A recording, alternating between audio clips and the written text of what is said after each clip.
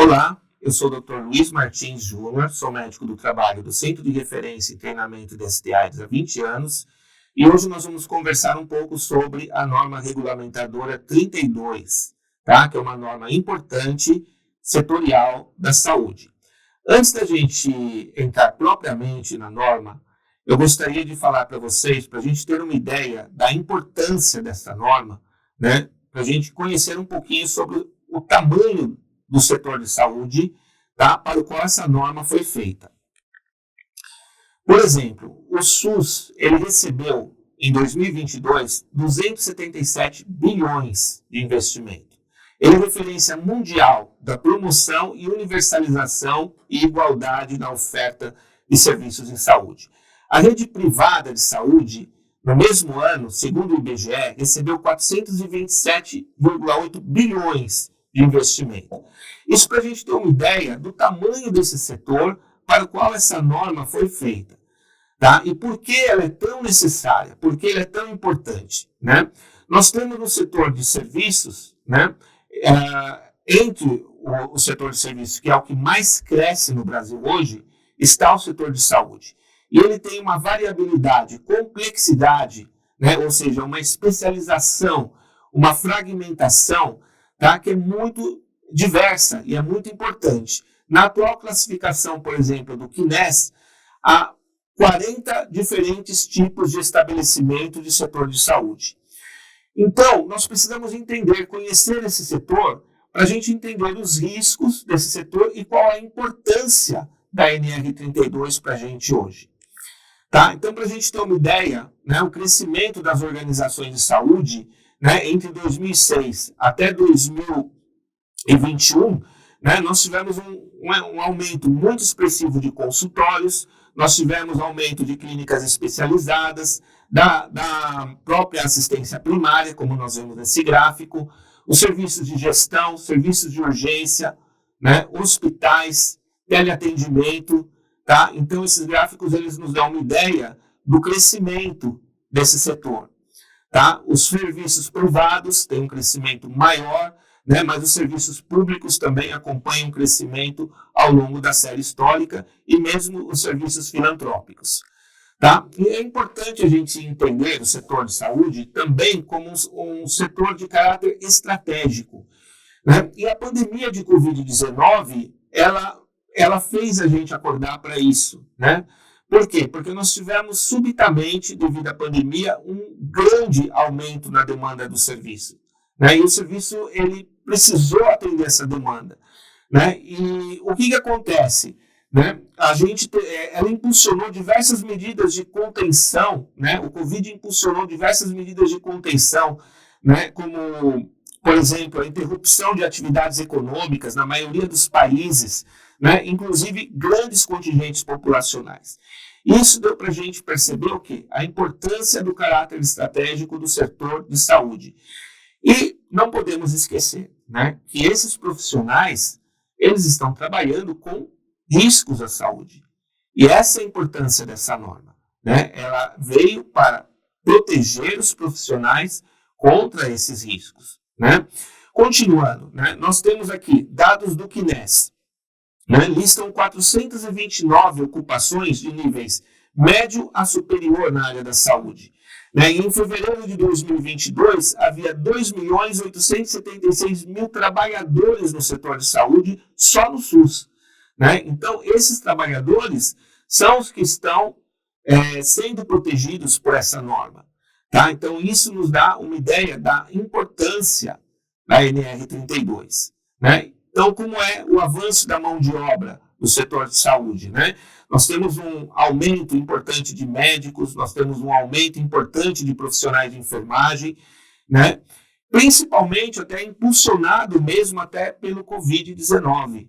Né? Então, os serviços tiveram que se ajustar, então existe um dinamismo, tá? E isso também interfere com o próprio setor econômico do setor de serviços. Tá? E essa norma ela tem que se ajustar de acordo com os riscos e com a dimensão dos serviços que estão sendo tomadas. Aqui, para a gente ter uma ideia, tá? É uma estatística deste ano, tá, dos acidentes de trabalho com exposição a material biológico, que é um dos pontos que a norma regulamentadora 32 se ocupa.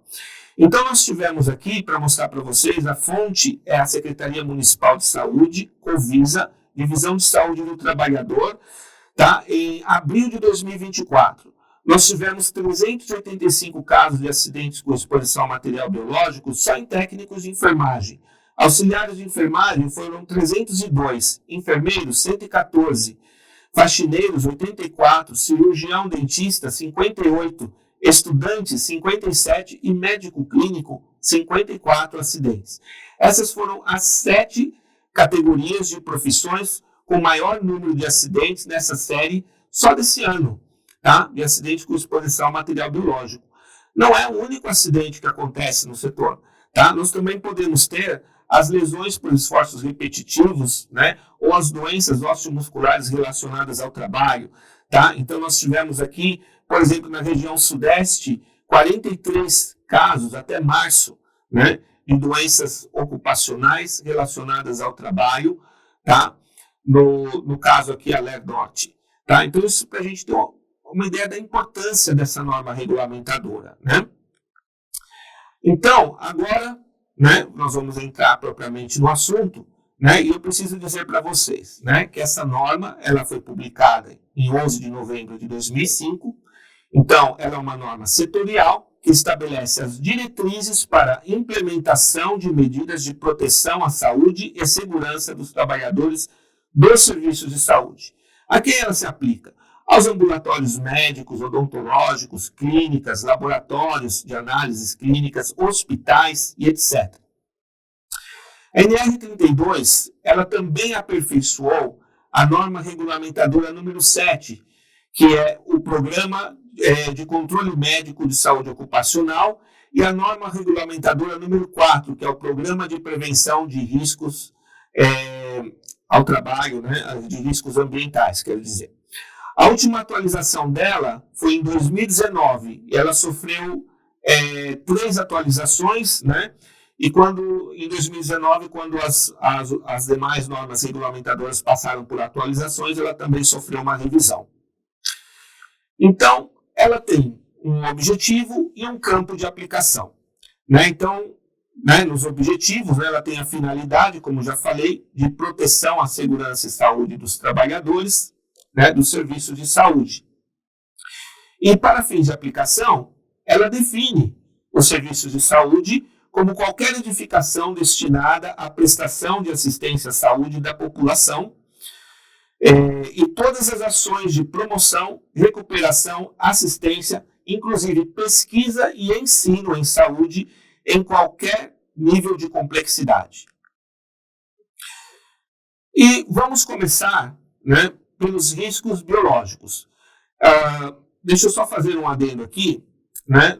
A norma, nós não vamos poder abordar, né, numa única apresentação, a norma inteira, né? Mas nós vamos falar dos principais riscos que ela aborda, tá? Então, o primeiro deles, né, são os riscos biológicos. E ela, assim, define, né, para fins de aplicação dessa norma, considera risco biológico a probabilidade da exposição ocupacional aos agentes biológicos. E o que são esses agentes biológicos? São micro-organismos, geneticamente modificados ou não, as culturas de células, os parasitas, as toxinas e os prions. E ela mesmo coloca no final, no seu anexo, uma classificação de agentes biológicos, que eu vou adiantar um pouquinho aqui para vocês essa classificação. Tá? Os agentes biológicos, então, são classificados em classe de risco 1, 2, 3 e 4. A classe de risco 1 é de baixíssimo risco individual e para a coletividade, com baixa probabilidade de causar doença ao ser humano. Exemplo dessa classe de risco é, por exemplo, Lactobacillus species, tá? Que é uma bactéria, por exemplo, que tem no leite, tá? E ela, em condições normais, não deve causar nenhum dano para o ser humano. Inclusive, ela faz parte também de dietas lácteas de determinados alimentos. Já a classe de risco 2, tá? Ela tem um risco individual moderado para o trabalhador e com baixa probabilidade de disseminação para a coletividade. Tá? Essa classe de risco 2, a maioria dos laboratórios clínicos, de análise clínica que nós temos, tá? Ela funciona como sendo um laboratório de classe de risco 2. Então, provavelmente, o laboratório que tem, né, no hospital, numa unidade de saúde, ele está classificado como sendo de risco 2. E as bactérias, tá, são, por exemplo, né, o Clostridium tetani, que causa o tétano, a Chlamydia pneumoniae, que causa pneumonia, principalmente em crianças, o Corynebacterium diphtheriae, que é a bactéria da difteria, né, a Neisseria meningitidis, que causa a meningite meningocócica, tá, e o próprio vírus da dengue, né, nos seus 4 sorotipos, está classificado como classe de risco 2. E a maioria dos laboratórios pode lidar tranquilamente com esse tipo de agente. Né? Mas outros riscos, né, como classe 3, tá? Nós temos um risco individual elevado para o trabalhador e com probabilidade de disseminação para a coletividade e podem causar doenças ou infecções graves ao ser humano, para as quais nem sempre existem meios eficazes de profilaxia ou tratamento. É o caso aqui, por exemplo, do Mycobacterium tuberculosis, que causa tuberculose, da Rickettsia rickettsii, tá? que causa que seria a febre maculosa, tá? A Yersinia pestis, da peste, o vírus do monkeypox, que agora nós estamos tendo surtos de monkeypox, né, mundial, tá? E a classe de risco 4 é o risco individual elevado para o trabalhador e com probabilidade elevada de disseminação para a coletividade. Apresenta grande poder de transmissibilidade de um indivíduo para outro e podem causar doenças ao ser humano para as quais não existem meios eficazes de profilaxia ou tratamento. É o caso do vírus Lassa, do vírus Ebola, do vírus Marburg, que felizmente não chegaram no Brasil e esperamos que não tenhamos que vir a lidar com esses agentes patológicos. Tá?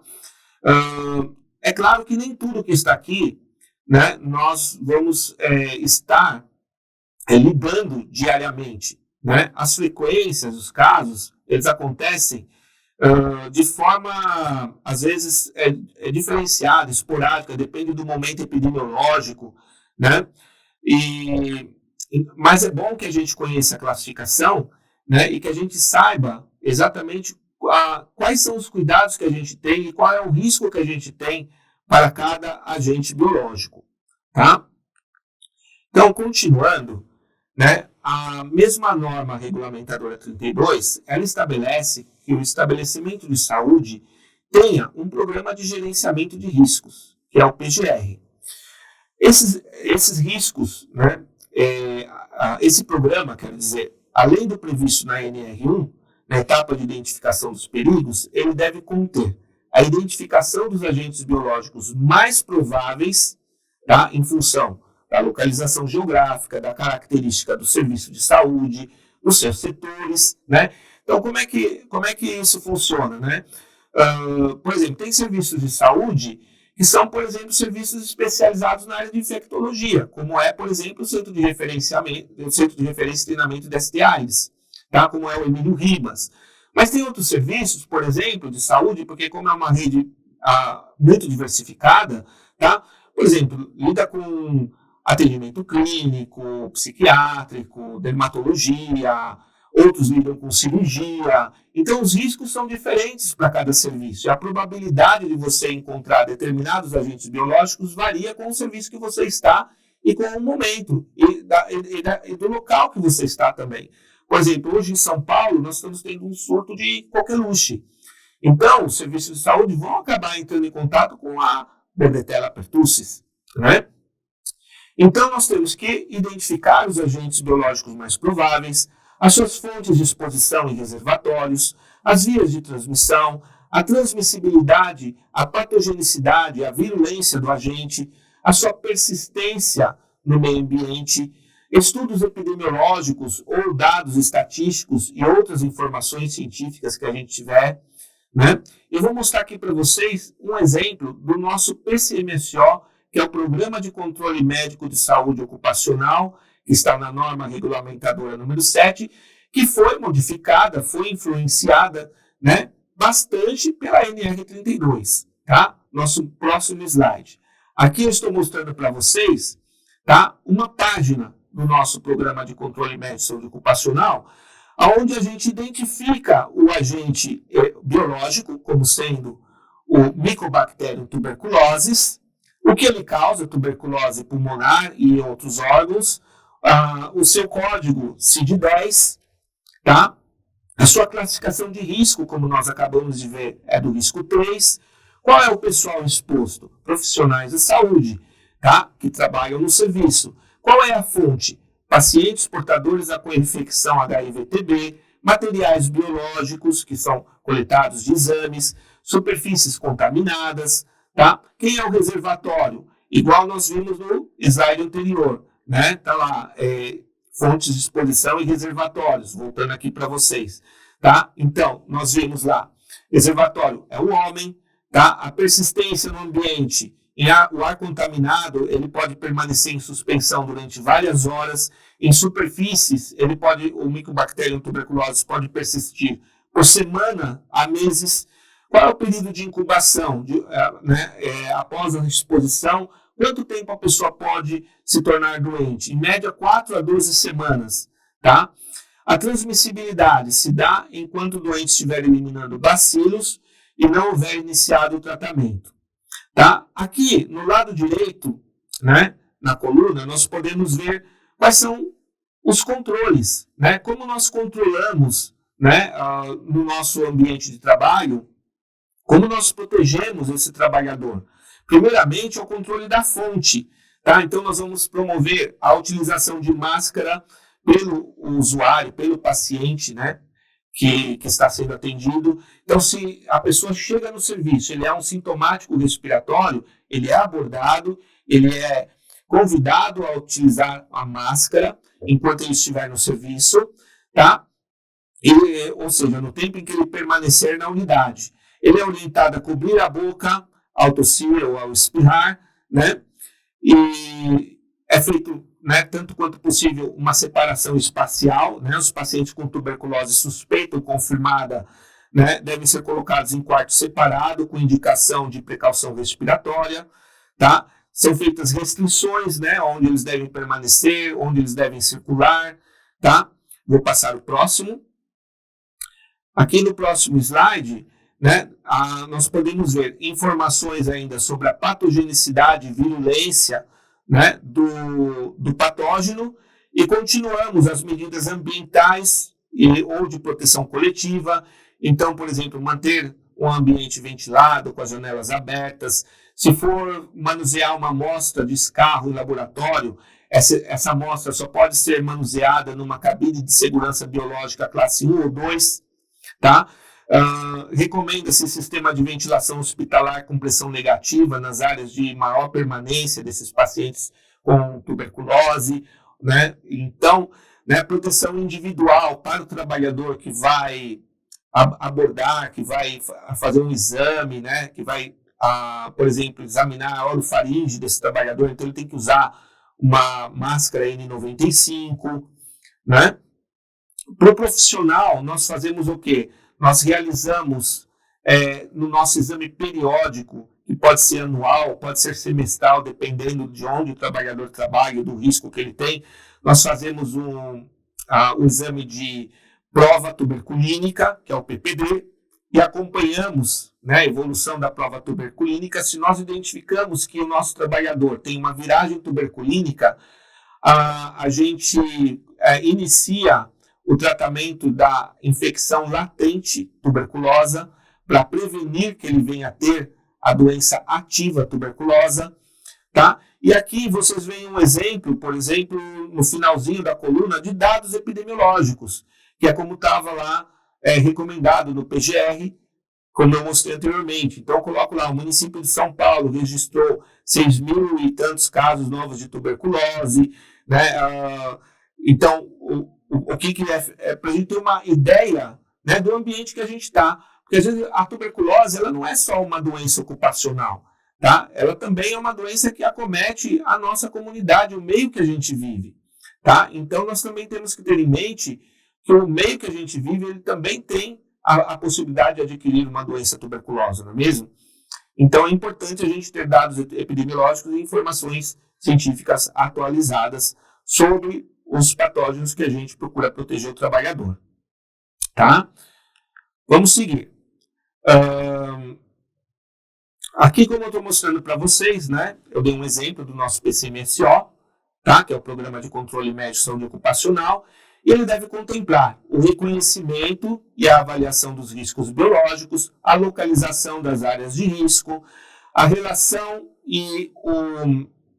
a relação de trabalhadores contendo a identificação nominal, sua função e o local em que desempenham suas atividades e o risco a que estão expostos, a vigilância médica dos trabalhadores potencialmente expostos. Eu dei um exemplo aqui que a gente faz como vigilância médica, né, o exame de PPD para quem está exposto ao bacilo da tuberculose, né, e os tratamentos que a gente indica, né, e muito importante falar para vocês é o programa de vacinação, tá? Então, tudo isso que eu estou colocando aqui para vocês são itens da NR32 que devem ser seguidos, que estão nessa norma, né? Para você ter uma ideia da dimensão e importância disso, né?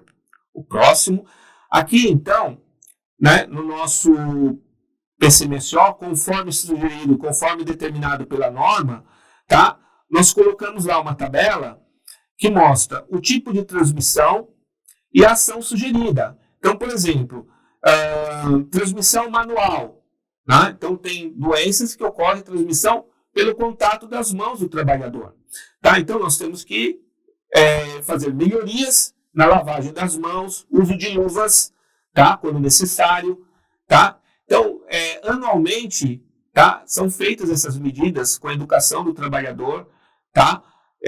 Para lavagem das mãos no serviço, né? Infecções transmitidas pelo ar, né? Então é feito triagem, detecção e isolamento do paciente, aquele paciente que apresenta tosse, então é orientado, é dado para ele uma máscara, é feito um isolamento, né? Então são diversas formas da gente, para cada tipo de exposição, a gente tem uma ação sugerida, tá? Isso está no nosso PCMSO. Vou passar o próximo. Aqui nós temos um outro exemplo, tá? Que para cada patógeno, por exemplo, transmitido por aerossóis, pelo ar, e a duração das precauções, né? Ou quanto tempo, por exemplo, um trabalhador precisa ficar afastado do seu trabalho, né? Então, por exemplo, uma pessoa que está infectado pelo vírus influenza, vírus da gripe, a partir do início dos sintomas até 5 a 10 dias e imunocomprometidos até 12 semanas, por exemplo, pode ser indicado o afastamento. Uma pessoa que teve contato com sarampo, né, ou rubéola, 4 a 5 dias antes e após o rush, tá? Então, Bordetella pertussis, né, enquanto durarem os sintomas, né? Então, são diversos tipos de precauções e orientações, né, que estão lá no nosso PCMSO. Tudo isso está visando o quê? É cortar uma cadeia de transmissão do nosso trabalhador para o usuário que ele está atendendo também, tá? Formas de exposição. Nós temos exposição por contato direto, por exemplo, exposição por gotículas, dispersão de aerossóis, como já falei aqui, e aqui tem alguns exemplos, né, de patógenos. Esqueci de mudar, vocês desculpem. Tá? Aqui temos alguns exemplos de patógenos, tá, para cada tipo de transmissão.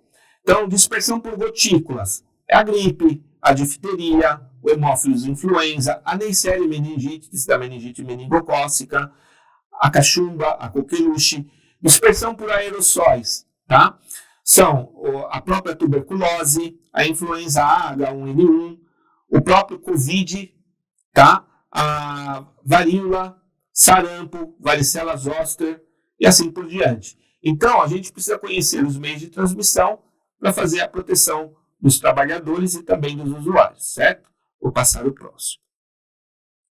Então, como são essas medidas de proteção? Uma coisa que está na NR32 e que vocês que vão lidar com ela, é muito importante vocês também se aterem a isso, é a proibição dos trabalhadores, né, de fumarem no local de trabalho, o consumo de alimentos, a guarda de alimentos, né, em locais não destinados para este fim e o uso de calçados abertos nos serviços de saúde. Tá? Então, os trabalhadores de saúde, pela NR32, para sua proteção, eles não podem fazer essas coisas, fumar ou consumir alimentos, né, ou bebidas nos postos de trabalho. Eles têm que ter um local apropriado, um refeitório, né, a guarda de alimentos, né, não usar calçados abertos, tá? Então, isso são medidas de proteção também importantes, tá? Agora, vamos falar um pouquinho dos perfurocortantes. O que são perfurocortantes, né? São objetos que, como o nome está dizendo, podem perfurar ou cortar a nossa pele.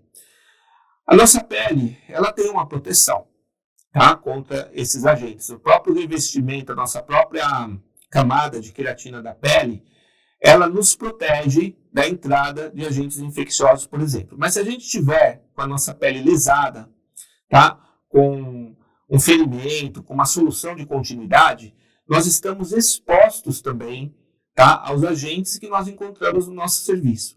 Por isso a NR32, ela também orienta que o trabalhador da saúde que tem uma lesão na pele, que tem um ferimento, que ele não trabalhe, a menos que ele não trabalhe nessa condição, a menos que ele tenha uma avaliação médica, tá, que determina se ele pode ou não trabalhar naquela condição, ou qual a proteção que ele pode ter, que tipo de serviço que ele está, qual é o risco para ele, tá?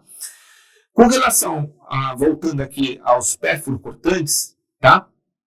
São principalmente agulhas, lâminas de bisturi, objetos assim de materiais cirúrgicos que são utilizados no serviço de saúde, que entram em contato com o paciente, né? Então eles vão entrar em contato com material biológico, que são sangue, secreções, né, que podem estar contaminados, tá, e podem transmitir para o profissional de saúde, né, doenças como, por exemplo, o vírus da hepatite, como, por exemplo, o vírus da AIDS, tá, e outras, né?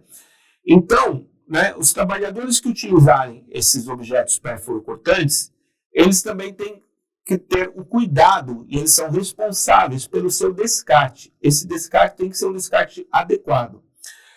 Antes da NR32, ocorriam muito acidentes, tá, decorrentes desse descarte inadequado. O principal deles era o reencape da agulha. O que é isso, reencape da agulha? Você sabe que quando você tem uma seringa que vai ser usada para colher um exame ou para aplicar um medicamento, né, ela vem com uma capinha protegendo, né? E aí é removida essa capinha para você utilizar, né, a agulha, a seringa, né, que vai entrar em contato com o paciente, com o sangue, né, com o objeto que você está trabalhando.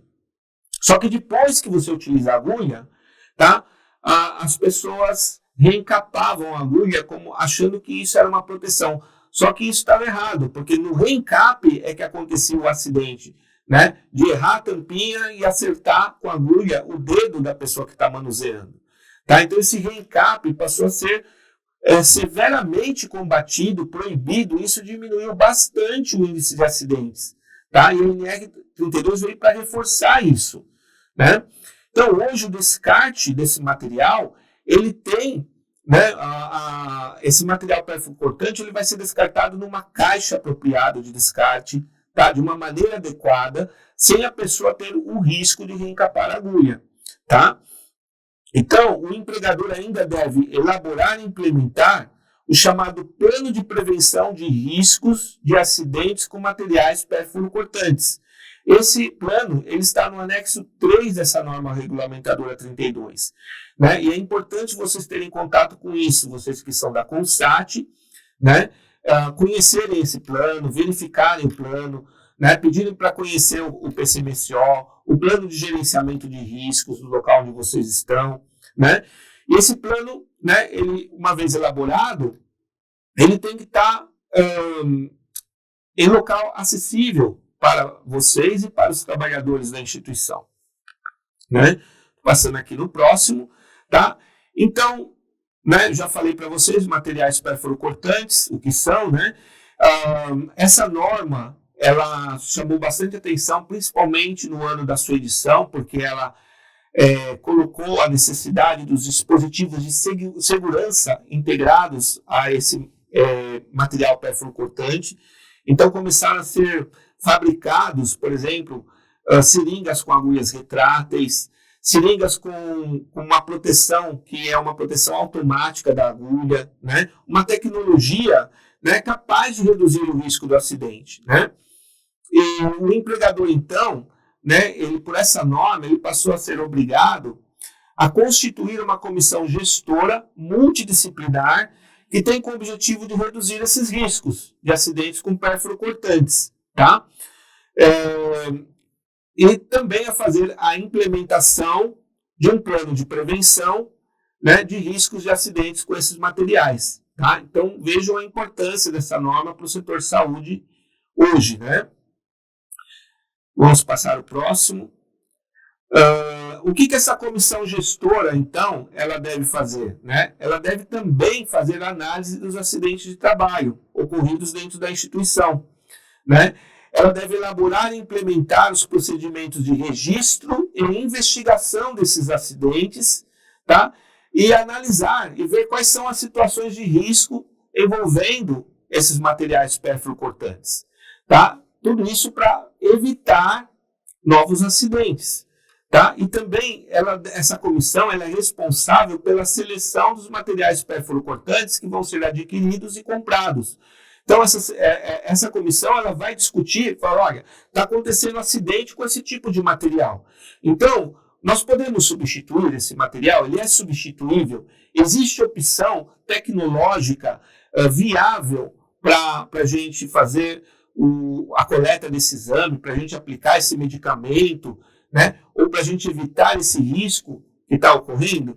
Então, eles vão discutir se existe um material no mercado que pode substituir, né, e ela vai recomendar a compra do material que for adequado e também os trabalhadores, servidores que vão trabalhar com esse material vão ser capacitados a usar esse material novo. Isso é muito importante e isso é papel dessa comissão gestora. Tá? Continuando aqui, tá? Então, como eu falei, substituir o uso de agulhas por outros perfluorocortantes quando for tecnicamente possível, né? Então são adoções de medidas de controle que vão ser recomendadas e devem ser seguidas, né? Adotar controles de engenharia no ambiente, por exemplo, os coletores de descarte, né? Onde fica a caixa coletora, onde é melhor ela ficar, né? Onde ela vai ser instalada, que altura que ela tem que ser instalada, tem regras para isso tudo, né? Adotar o uso de material perfluorocortante com dispositivo de segurança quando existente, disponível, né? E mudanças na organização e nas práticas de trabalho. Tá? Passando aqui o próximo. Agora eu vou falar um pouquinho da vacinação dos trabalhadores, que eu tinha citado lá no início. Tá? Como a gente está entrando em contato com todos aqueles patógenos, tá? Que a gente já mencionou aqui para vocês, né, existem patógenos que são preveníveis por vacinação. Tá? Então, a NR32, ela coloca a obrigatoriedade, tá, que nos serviços de saúde sejam fornecidos gratuitamente, tá, através de um programa ativo de imunização, tá, vacinação contra o tétano, difteria, hepatite B e os demais estabelecidos pelo Programa de Controle Médico de Saúde Ocupacional, PCMSO. Então, sempre que houver vacinas eficazes contra outros agentes biológicos a que os trabalhadores estão ou poderão estar expostos, o empregador deve fornecê-las gratuitamente. É o caso, por exemplo, tá, da vacina contra a influenza, é o caso, por exemplo, que foi a vacinação do Covid, né?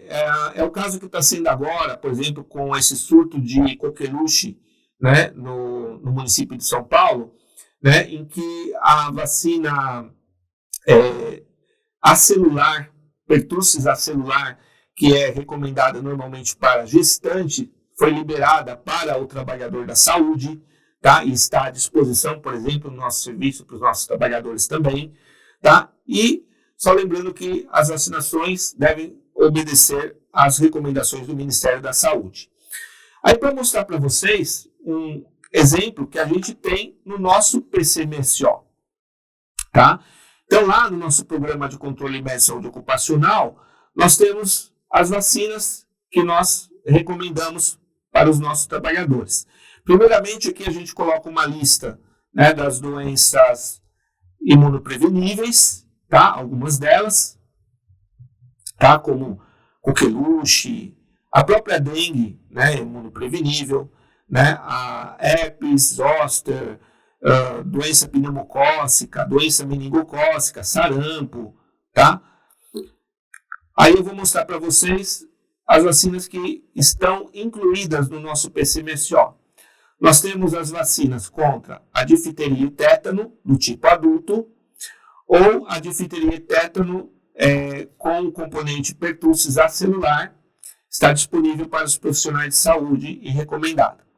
A vacina contra o vírus da hepatite B, contra a influenza, contra a varicela, que é a catapora, contra a febre amarela, e nós temos a vacina pneumocócica para trabalhadores acima de 60 anos de idade, para proteger contra a pneumonia e meningite pneumocócica.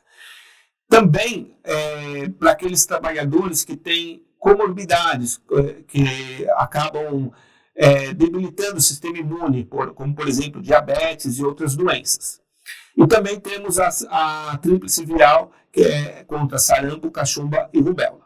Entretanto, outras vacinas podem ser indicadas e consideradas em situações especiais, né, de acordo com o que acontece. Por exemplo, aconteceu em São Paulo de ter um surto de meningite.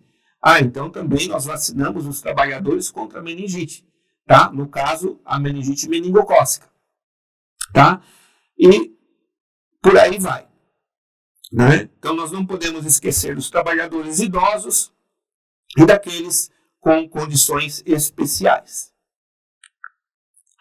tá? Agora eu vou falar um pouquinho da profilaxia pós-exposição. Então, nós temos ainda situações em que o trabalhador da saúde ele pode se expor ao contato, às vezes um contato não protegido, né, contra uma pessoa que tinha uma doença, ele não sabia que a pessoa estava com aquela doença naquele momento, por exemplo, uma triagem, num pronto atendimento, aí foi diagnosticado, olha, era uma meningite meningocócica, o que eu vou fazer? Esse trabalhador que teve uma exposição indevida, ele devia estar protegido com máscara, mas se aconteceu alguma coisa e não estava devidamente protegido, tá? Nós vamos iniciar uma quimioprofilaxia para ele, nós vamos entrar com um tratamento antibiótico, tá? Por um determinado período de tempo para proteger aquele trabalhador, tá? Por exemplo, o trabalhador que acabou tendo um acidente com material biológico, né? No caso, um acidente com pérfuro cortante. Mas o paciente ele tinha hepatite C, ele tinha hepatite B, ou ele tinha HIV, né? Então, o que nós vamos fazer? Nós vamos pegar esse trabalhador, nós vamos avaliar o risco do acidente que ele teve, e nós vamos entrar com uma profilaxia, que é um tratamento antirretroviral para aquele trabalhador durante um período de 30 dias, e ele vai ser acompanhado sorologicamente durante um ano para ver se ele teve uma viragem para hepatite ou não. Lembrando que ele devia já estar vacinado contra a hepatite B, a hepatite C não tem vacina, mas mesmo assim ela é passível também hoje de tratamento no seu início, então ele tem que ter um acompanhamento, né? E então, né? Isso é a importância da vacinação, né? Falando para vocês. Também temos a prevenção contra a tuberculose em profissionais de saúde, que como eu falei lá no começo, a gente faz o teste tuberculínico em todos os trabalhadores que entram no serviço, e eles são acompanhados semestral ou anualmente, ou se ocorre uma exposição indevida, um acidente de trabalho, é feito esse PPD, e ele é acompanhado. Se há uma viragem de PPD, a gente entende que ele teve uma exposição ao bacilo da tuberculose. Aí é feito nele um exame para descartar a tuberculose ativa. Ele não estando com a tuberculose ativa, ele vai ser tratado como infecção latente tuberculosa. E isso vai prevenir que esse trabalhador venha a desenvolver tuberculose ao longo da vida dele, tá? Então, isso é o que nós fazemos seguindo a NR32 no nosso serviço. Agora nós vamos falar sobre riscos químicos, tá? Então, a NR32, ela também preconiza que os serviços de saúde tenham um programa de gerenciamento de riscos para os riscos químicos. Esse programa prevê o quê? Que você tenha um inventário de todos os produtos químicos, né, inclusive os resíduos ou intermediários, né, com indicação daqueles que impliquem em riscos à segurança e saúde do trabalhador. Então, o que acontece? Né, o seu SESMIT ou o serviço de saúde tem que saber quais são os produtos que são utilizados nesse serviço, né? Então ele tem que ter, né, conhecer as características e a forma de utilização, os riscos da segurança, as medidas de proteção para coletiva ou individual para esse produto, quais são os procedimentos em situação de emergência. Então a pessoa entrou em contato, derramou, teve um acidente com esse produto, né? Então, tudo isso tem que estar numa ficha descritiva contendo essas informações. Isso é que esse programa de gerenciamento de riscos da NR32 diz que tem que ter. Tá? Então, um exemplo dessa ficha, tá, é a ficha de informação de segurança de produto químico, que vem com o próprio produto, tá? E que a gente tem que ter armazenado em um local que a gente tenha assim, de fácil acesso para a gente saber qual deve ser o cuidado com o manuseio, qual é o risco daquele produto, qual é o risco de acidente que ele pode provocar e o que eu devo fazer, né? Então, por exemplo, na nossa instituição é utilizado o glutaraldeído, tá? Para esterilização de materiais, tá? Então, qual é o risco desse glutaraldeído? Como eu devo manuseá-lo, né? Em que ambiente que eu posso manusear o glutaraldeído? O que acontece se ele entrar em contato com a pele? Né? Qual é o antídoto que eu devo usar? Qual é o cuidado da saúde com esse trabalhador? Tudo isso deve estar armazenado nessa ficha. Então, esse serviço de segurança, né, do trabalho, ele deve ter essa ficha, tá? Armazenado, né? E deve estar à disposição para consulta sempre que necessário. Aqui nós temos um exemplo que está no nosso PCMSO. Tá? No Centro de Referência e Treinamento de ST/AIDS, nós temos um serviço de terapia antineoplásica. Tá? E dentro desse serviço é utilizado uma droga, uma substância, tá? Que é um medicamento, mas ele é citotóxico, é a doxorubicina. Tá? E ele é considerado uma substância perigosa, né, para o próprio trabalhador entrar em contato com ele. Então, como que eu devo fazer? Como eu posso administrar uma medicação, tá, sem entrar em contato com essa medicação? Tá? Então, nós temos lá, é um agente químico, né, qual é a forma de exposição? Pela pele, mucosas, pela via respiratória, por aerossóis. Então, eu tenho que ter um controle. Né? Eu tenho que... o método de eu manusear essa substância, tá? Para eu poder, antes de eu aplicar essa substância no usuário final, tá? Essa substância ela é manuseada numa cabine de segurança apropriada pelo farmacêutico. Para ele não se expor, ele utiliza a máscara, ele tem uma cabine de segurança que ele utiliza para se proteger com uma ventilação adequada. Ele prepara essa dose. Aí essa dose vai preparadinha, embalada, para a enfermagem aplicar no paciente. Não é qualquer um que pode aplicar. Seria, né, pessoal de nível superior. Né? Então, o que acontece? A pessoa que vai aplicar, ela tem um treinamento, uma capacidade. E se acontecer uma exposição, um acidente, o que pode acontecer? Tá? Então, né, aqui nós temos as medidas ambientais, as medidas de proteção individual, né? Se ocorrer de ter um derramamento, o que eu vou fazer? E os controles médicos que eu vou fazer daquele indivíduo que está exposto. Né? Os efeitos que pode ter no organismo, então carcinogênese, mutagênese, distúrbio da fertilidade. Né? Então, eu tenho que acompanhar esse trabalhador no meu serviço de saúde com relação a essas possíveis exposições, se não está acontecendo uma exposição indevida para ele. Tá? Então, esse aqui é um exemplo de riscos químicos que a gente trabalha no CLT, tá? E como que a gente segue a NR32 colocando isso no nosso PCMSO. Vou passar o próximo. Aqui é para lembrar que a gente tem que ter um cuidado especial com as trabalhadoras gestantes, né? Então, por exemplo, mulheres em idade fértil sem uso de contraceptivos, tá? Ou nós estamos pensando aqui em pessoas que estão, né, realmente com risco de engravidar. Então, são pessoas que estão, vamos dizer assim, querendo engravidar, né? Então, nós temos que pensar se esse trabalho está adequado para elas, tá? Agora, aquelas que são gestantes, tá? Insalubridade, ambiente de qualquer grau, né? Radiações ionizantes, a exposição a essas drogas, tá? Então, tudo isso faz com que a gente tenha que ter um cuidado de temporariamente transferir para um serviço, tá? Onde ela não tem essa exposição. Vou passar o próximo. Tá? Então, aqui, né, continuando falando dos medicamentos e drogas de risco, que eu citei aqui, alguns já para vocês, são as drogas que têm potencial para causar genotoxicidade, carcinogenicidade, teratogenicidade e toxicidade no ser humano. Tá?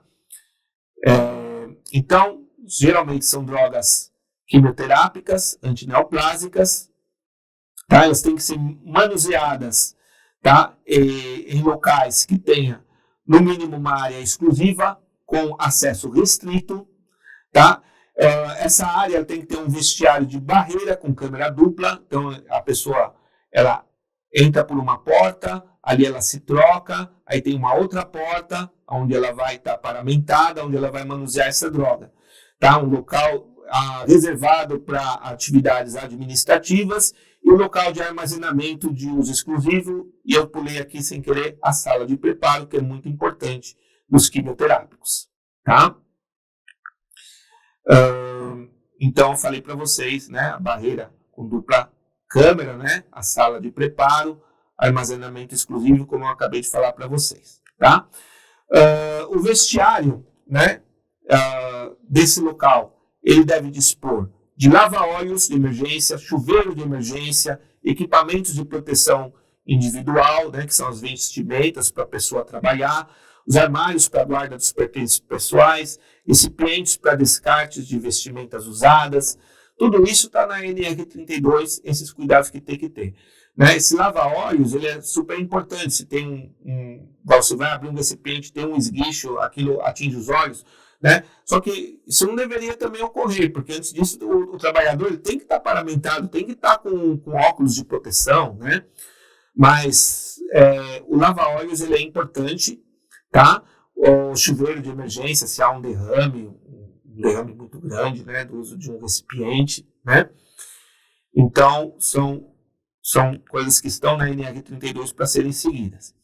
E os quimioterápicos, como eu já citei para vocês antes, né, a sala de preparo deve ter uma cabine de segurança biológica de classe 2, B2, tá? E na sua instalação deve ser previsto suprimento de ar necessário ao seu funcionamento, o local e posicionamento de forma a evitar a formação de turbulência. Isso é muito importante, né? Normalmente essas salas que têm essas cabines são salas em L, e a cabine fica protegida, porque se ela ficar perto, por exemplo, da onde você entra, da onde você abre a porta, onde tem uma circulação de pessoas, né, o que acontece? Você forma um fluxo de ar turbulento que faz com que perca a proteção da cabine, tá? Que ela tem um fluxo de ar laminar. Esse fluxo de ar laminar ele não pode ser interrompido, né, por uma porta que abriu perto dela, tá? E essa cabine ela tem que ter manutenção periódica, ela tem que ter o relatório das manutenções acessíveis à fiscalização em qualquer momento, tá? Com tudo que está sendo feita a manutenção direitinho, né?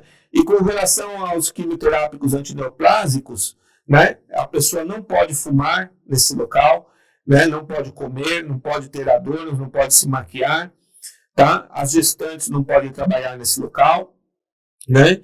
E os trabalhadores que trabalham também em áreas com risco de exposição aos agentes ionizantes, né? Por exemplo, quem trabalha em raio-x, por exemplo, se é uma enfermeira que trabalha numa área que trabalha com raio-x, ela também trabalhar na área com material antineoplástico, não pode, porque você não pode somar esses dois riscos.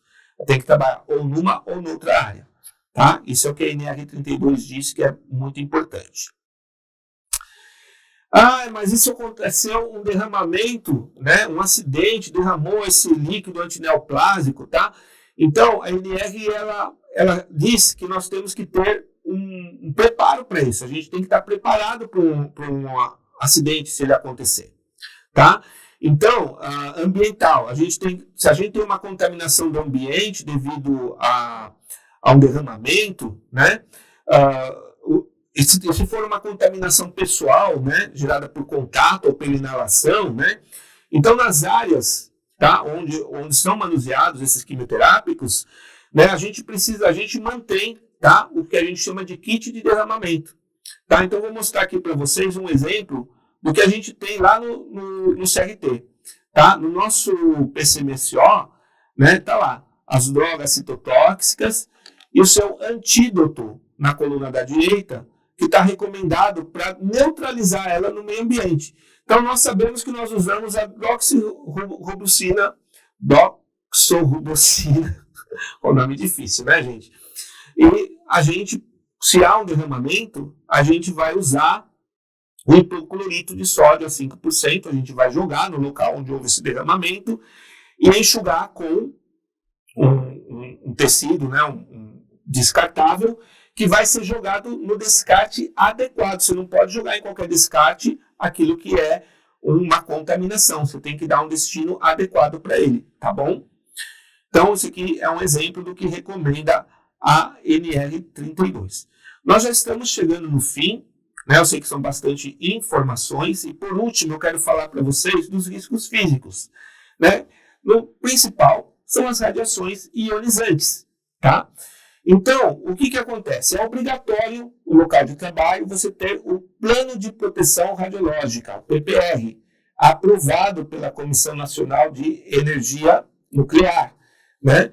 E para os serviços de radiodiagnóstico, ele tem que ser também aprovado pela Vigilância Sanitária, né? Então, esse plano de proteção radiológica, ele deve estar no seu prazo de vigência, que ele tem um prazo de vigência, então ele tem que ser atualizado, né? Ele tem que identificar quem é o profissional responsável e o seu substituto eventual, né, como membros efetivos da equipe de trabalho, e ele deve fazer parte do programa de gerenciamento de risco do estabelecimento. Deve ser considerado na elaboração e na implementação do PCMSO. E ele deve ser apresentado na CIPA, no caso de vocês, na CONSAT, quando existente da empresa, sendo sua cópia anexada às atas dessa comissão. Tá? Aqui no nosso serviço, tá? Nós lembramos, até dentro do nosso PCMSO, quais são os princípios básicos da proteção radiológica.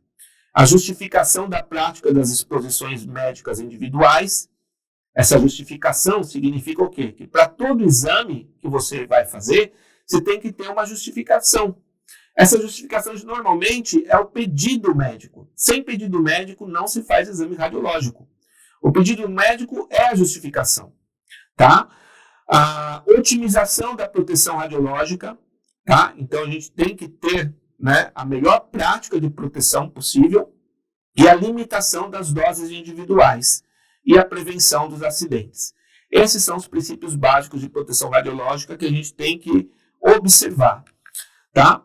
E, continuando, né, o trabalhador que realiza atividades em área onde existem fontes de radiações ionizantes, ele deve permanecer nessas áreas o menor tempo possível, somente para a realização do procedimento, ter conhecimento dos riscos associados ao seu trabalho, estar capacitado inicialmente de forma continuada em proteção radiológica, utilizar os equipamentos de proteção adequados para a minimização dos riscos. Então, por exemplo, a gente tem EPIs, tá? Quando a gente vai se expor numa determinada situação, que são aqueles aventais plumbíferos, né? Mas, normalmente, o trabalhador da área radiológica, ele tem um equipamento de proteção coletiva, que também são as cabines de proteção, onde ele se coloca atrás e da onde ele manuseia o equipamento, tá? E ele tem que estar sob monitoração individual de dose, que são aqueles dosímetros que ele tem que usar sempre por fora, sempre de forma exposta, tá? Quando ele está, durante o tempo que ele está na unidade que ele está trabalhando, tá? No nosso serviço, vou mostrar para vocês, tá? O nosso PCMSO, ele lista os equipamentos licenciados pela Vigilância Sanitária, que são raio-x de mesa fixa, raio-x odontológico, raio-x médico móvel, que é aquele que vai no leito, tá? Por exemplo, né? Então ele dá quais são as suas capacidades, a sua potência, a sua especificidade, a relação dos equipamentos de proteção que devem estar junto com eles, tá?